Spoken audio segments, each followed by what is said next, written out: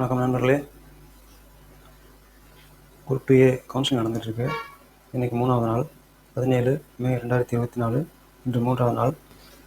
இன்றைக்கி தேதிப்படி இப்போது கேட்டகரி வைஸாக பார்க்கணுன்னா எத்தனை போஸ்ட் காலியாக இருக்குது, எத்தனை போஸ்ட் இன்னும் இருக்குது, மொத்தம் எத்தனை போஸ்ட்டு அப்படின்ற விஷயங்களை பார்க்கலாம். இந்த சார்ட் பாருங்கள். இதில் வந்து மொத்தம் பதவி இடங்கள் வந்து கேட்டகரி வைஸாக கீழே பாட்டமில் இருக்குது. இப்போ ஜென்ரல் டர்ன் அப்படின்னா 1453 போஸ்ட்டு. இதுவே பிஎஸ்டிஎம் ஜென்ரல் டர்ன்லேயே பிஎஸ்டிஎம்மாக இருந்தால் 362 போஸ்ட்டு. இந்த மாதிரி வரிசையாக எல்லா கேட்டகரிக்கும் போட்டிருக்கு. பிசிபிஎஸ்டிஎம்மு, அதே மாதிரி பிசிஎம், முஸ்லீமு, எம்பிசி, எஸ்சி, எஸ்சிஏ, எஸ்டி இதுக்கெல்லாம் போட்டிருக்கு. இந்த டேட்டாவெல்லாம் வந்து எங்கே சோர்ஸ் பண்ணியிருக்கோம் அப்படின்னா, நம்ம இன்றைய தேதியில் வந்து இன்றைக்கி தேதிக்கு வந்து எவ்வளோ காலியாக இருக்குது, எவ்வளோ அவைலபிளாக இருக்குன்னு சொல்லிட்டு டிஎன்பிஎஸ்சியில் ரிலீஸ் பண்ணால் அந்த தரவுகளை வச்சு தான் இதை வந்து நம்ம ரெடி பண்ணியிருக்கோம். இது ஒரு புரிதலுக்காக நம்ம ஒரு பார் சார்ட்டில் பார்க்கலாம் இந்த வீடியோவில். இதில் பார்த்தோம்னா ஃபஸ்ட்டு ஜென்ரல் டர்னில் இதில் இருக்கிற அதிகமான போஸ்ட்டு ஜென்ரல் டர்னில் தான் அதிகமாக இருக்குது. அதற்கு அடுத்து பிசியில் அதிகமாக இருக்குது. இப்படி இதுக்கடுத்து எம்பிசியில் 943 போஸ்ட்டு. இது வந்து அதுக்கடுத்ததாக ஷெட்யூல் காஸ்ட்டுக்கு 706 போஸ்ட்டு. இதெல்லாம் மொத்தமாக கவுன்சிலிங் ஆரம்பித்த டேட்டில் அவங்க சொன்ன மொத்த வேக்கன்சி. இதில் இப்போது இன்றைக்கி வந்து 3வது நாள் இல்லையா, இந்த 3வது நாளில் எவ்வளோ காலியாக இருக்குது அப்படின்னு பார்த்தோம்னா அந்த ரெட்டில் மார்க் பண்ணுறது இது எல்லாமே 3 நாளில் நடந்த கவுன்சிலிங்கில் வந்து எடுத்துருக்கவங்களோட போஸ்டிங். அது ஒவ்வொரு நாள் 400 பேர் கூப்பிட்றாங்க. 3 நாளில் வந்து 1600 பேர் கிட்ட கூப்பிட்ருக்காங்க.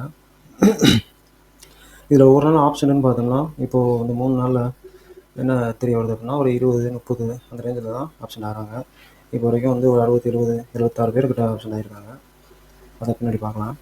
இந்த பாரில் வந்து நம்ம வேறு என்ன புரிஞ்சுக்கலாம் அப்படின்னா 910 போஸ்ட் இன்னும் ஜென்ரல் டர்னில் இருக்குது. இது வந்து 3 நாள் 500 முடிஞ்சிருக்கிறத வச்சு பார்த்தோம்னா இதே ட்ரெண்டில் போச்சுன்னா இன்னும் ஒரு 2 நாள்லையோ அல்லது அதிகபட்சம் 3 நாள்லையோ இந்த ஜென்ரல் டர்ன் காலியாகிறதுக்கு வாய்ப்பு இருக்குது. அடுத்ததாக பிசி பார்த்தோம்னா ஜென்ரல் டர்ன் முடிஞ்சோடனே அப்புறம் அதுக்கப்புறமா அதிகமாக காலியாக கொடுத்துருக்கு இந்த பிசி, எம்பிசி, இந்த கம்யூனல் கோட்டா எல்லாமே வந்துடும்.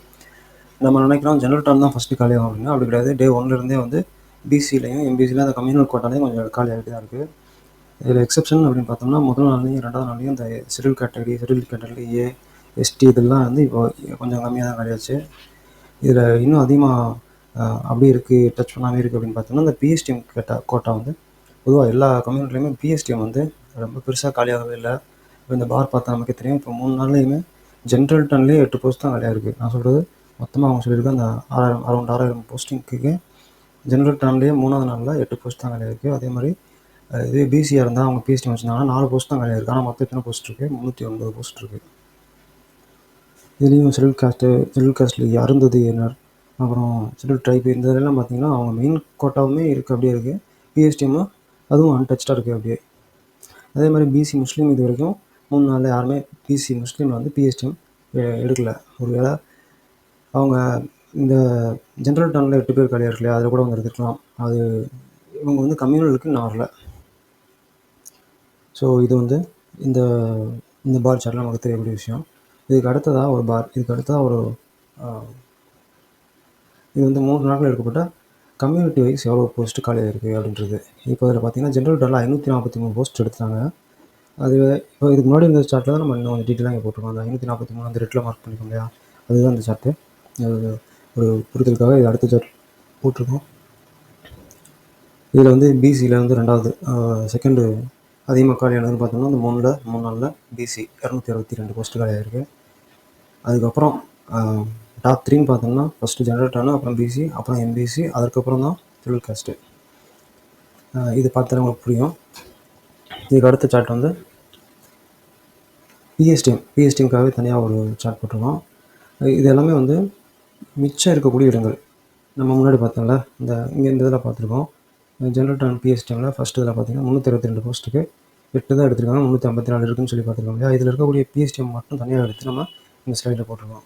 இதில் பார்த்தீங்கன்னா 354 போஸ்ட் இருக்குது ஜென்ரல் டர்னில் பிஎஸ்டிஎம்க்கு. பிஎஸ்டிஎம் கேண்டிடேட்டுக்கு நல்ல வாய்ப்பு இருக்குது தோட்டம். அதுவுமே இப்போ வந்து 3 தேதியில் பெருசாக காலியாகலாம். ஆனால் இனி வரும் நாட்களில் வந்து இது வேகமாக காலியாகிற வாய்ப்பு இருக்குது. ஏன்னா பிஎஸ்டிஎம்க்கு பரவலாக வந்து கொஞ்சம் குறைவான மதிப்பெண் தான் இருக்குது போட்டிருக்காங்க. அப்படின்றதுனால அவங்கெல்லாம் இனிமேல் தான் வந்து அதிகமான எண்ணிக்கையில் அதிகமான அளவில் வர ஆரம்பிப்பாங்க. இதெல்லாம் மொத்தமாக பிஎஸ்டிஎம்க்கு கம்யூனல் வைஸாக இருக்கக்கூடிய சார்ட்டு. அதே மாதிரி பாருங்கள், இது வந்து எவ்வளோ பேர் வந்திருக்காங்க இந்த 3 நாள் கவுன்சிலிங்க்கு. நமக்கு தெரியும் 400 பேர் கூப்பிட்ருக்காங்க. அதில் வந்து முதல் நாள் 374 பேர், 26 பேர் வரல. வந்திருந்தவங்க மறுநாள் வந்து 379 பேர், 21 பேர் வரல. அதே மாதிரி இன்று 373 பேர் தான் வந்திருக்காங்க. அதையும் வழக்கம் போல் 20 சொச்சம் பேர் ஆப்சண்ட்டு. ஸோ இது வந்து வந்திருந்தவங்களோட ட்ரெண்டு. இது வந்து போக போக இந்த பார் சார்ட் வந்து கம்ப்ளீட் ஆகும். இப்போ பார்க்க இன்கம்ப்ளீட் ஆகிற மாதிரி இருக்கும். இது போக போக தான் நமக்கு இன்புட் கூட கூட ஃபேக்டர்ஸ் இன்னும் தரவுகள் கூட கூட நமக்கு இந்த பார் சார்ட் என்ன ட்ரெண்டில் வந்து அட்டன் பண்ணாங்கன்றதை நம்ம பார்த்துக்கலாம். இது ஜஸ்ட் 3 நாளுக்குரிய டேட்டா மட்டும் இருக்குது. இதிலே வந்து இது வந்து வந்திருந்தவங்களுடைய எண்ணிக்கை. இது பார்த்தீங்கன்னா ஆப்ஷன் ஆனவங்களுடைய எண்ணிக்கை. நான் சொன்னேன் இல்லையா, 26 பேர் முதல் நாள் வரல, அடுத்த நாள் 21 பேர் வரல. அடுத்து நான் இப்போ சொல்கிற இந்த ஆப்ஷன் எல்லாமே ஓவராலாக 400 பேர் கூப்பிட்டதில் ஒரு நாளைக்கு 26 பேர் வரல. இது எந்த கம்யூனிட்டி அதெல்லாம் நம்மளால் கண்டுபிடிக்க முடியாது. அது வந்து நம்ம பப்ளிக்னால கண்டுபிடிக்க முடியாது. ஸோ ஃபஸ்ட்டு டே 26 பேர் வரல, செகண்ட் டே 21 பேர் வரல, தேர்ட் டே இன்றைக்கி 27 பேர் வரல. இந்த ட்ரெண்ட் வந்து இப்போ இதை வச்சு நம்மளால் எதுவுமே கணிக்க முடியாது. இது இந்த வராதவங்களுடைய எண்ணிக்கை இனிமேல் வரக்கூடிய நாட்களில் கூடலாம். ஏன் அப்படின்னா, எதுக்காக அப்படி நம்ம சொல்கிறோம் அப்படின்னா, இனிமேல் வந்து வரக்கூடிய பதவிகள் முக்கியமான, அதாவது அனைவராலும் விரும்பப்பட்ட பணியிடங்கள் காலியாகும் பட்சத்தில் ஏற்கனவே பதவியில் இருக்கக்கூடியவர்கள், ஏற்கனவே நல்ல ஊதியம் வாங்கி கொண்டு ஒரு நல்ல பதவியில் இருக்கக்கூடியவர்கள், எனக்கு ஊதியம் குறையும் என்ற காரணத்தினாலோ அல்லது எனக்கு இதை விட நான் அதிகமான ஒரு அதிகாரத்தில் நான் இருக்கிறேன், எனவே இந்த பதவி தேவையில்லை அப்படின்றவங்களும் குரூப் 1 இல்லாட்டி குரூப் 2ல் இன்டர்வியூ போஸ்ட்டை எய்ம் பண்ணி எழுதுனவங்க இந்த மாதிரி பதவிக்கு விரும்புறதுக்கு வாய்ப்பு கம்மி. அதனால் அவங்கெல்லாம் இனிமேல் வரக்கூடிய காலங்களில், அதாவது இனிமேல் வரக்கூடிய கவுன்சிலிங்கோட அடுத்தடுத்த நாட்களில் இன்னும் கூட இந்த ஆப்ஷன் அவங்களுடைய எண்ணிக்கை கூட தான் செய்யும். அதை மட்டும் ப்ரெடிக்ட் பண்ணலாம். இது கண்டிப்பாக கூடும். இந்த ஆப்ஷன் ஆகிறவங்களோட எண்ணிக்கை வந்து போக போக கூடும். இதுக்கப்புறம் இது பாருங்கள், இது வரைக்கும் 3 நாள் நடந்த ஒரு டேட்டாவை எடுத்து எந்தெந்த பதவியெல்லாம் வந்து அதிகமாக வந்து காலியாக இருக்குது அப்படின்ற ட்ரெண்டை பார்க்கலாம். இதில் வந்து அவங்களே பிரித்து 15 பேஜ் போட்டிருந்த பேஜில் வந்து என்னென்னா, அவங்களே கிளப் பண்ணி வச்சுருக்காங்க. ஃபினான்ஸ் அசிஸ்டண்ட்டு, அதே மாதிரி கோஆப்ரேட்டிவ் ஆடிட்டர், ஜூனியர் கோஆப்ரேட்டிவ் ஆடிட்டர்ன்ற பதவி. இந்த 2 பதவிக்குமே வந்து எக்கனாமிக்ஸ் இந்த மாதிரி ஸ்பெஷல் குவாலிஃபிகேஷன் இருக்குது. 2 மட்டும் கிடையாது, இந்த கீழே பாட்டமில் இருக்கக்கூடிய அசிஸ்டண்ட்டை தவிர இது இருக்க இந்த லாவாக இருக்கட்டும், ஃபினான்ஸாக இருக்கட்டும், வார்டனாக இருக்கட்டும், அப்புறம் வந்து ஹேண்ட்லூம் மேனேஜர், சாரி அது ஸ்பெல்லிங் மிஸ்டேக்காக இருக்குது, handloom manager, cooperative auditor, junior cooperative auditor, finance department, இதுக்கு எல்லாமே ஒரு ஸ்பெஷல் குவாலிஃபிகேஷனாக, ப்ரிஃபரன்ஷியல் குவாலிஃபிகேஷனாக பிகாமோ அல்லது எக்கனாமிக்ஸோ அல்லது டிகோப் அந்த மாதிரி கோஆப்ரேட்டிவ் படித்தவங்களோ கேட்டிருக்காங்க. அதனால் நம்ம அதிகமாக, அதாவது ஜென்ரல் குவாலிஃபிகேஷன் இருக்கக்கூடிய கேண்டிடேட் வந்து அதிகமாக போகக்கூடிய ஒரு பதவின்னு பார்த்தீங்கன்னா கீழே இருக்கக்கூடிய கடைசி இருக்கக்கூடிய அசிஸ்டண்ட்டு. அதில் மொத்த பணியிடங்கள் அவங்க கலந்தாய்வு ஆரம்பிக்கும் பொழுது அவங்க சொன்னது வந்து 4286. அதில் வந்து இப்போ வரைக்கும் காலியானது போக இன்னும் இல்லை, இதுதான் காலி ஆகிருக்க இடங்கள் 1047 இடங்கள் காலியாக இருக்குது. அப்போ மீதி இருக்கக்கூடிய அந்த 3000 சுற்று இடங்கள் இன்னும் நமக்கு இருக்குது. ஸோ இந்த 3 நாள் கலந்தாய்வில் இருந்து நம்ம இந்த டேட்டாவெல்லாம் ரிசீவ் பண்ணி இதெல்லாம் நம்ம ப்ராசஸ் பண்ணி இப்படி நம்ம உங்களுக்கு புரியக்கூடிய வகையில் கொடுத்துருக்கோம்.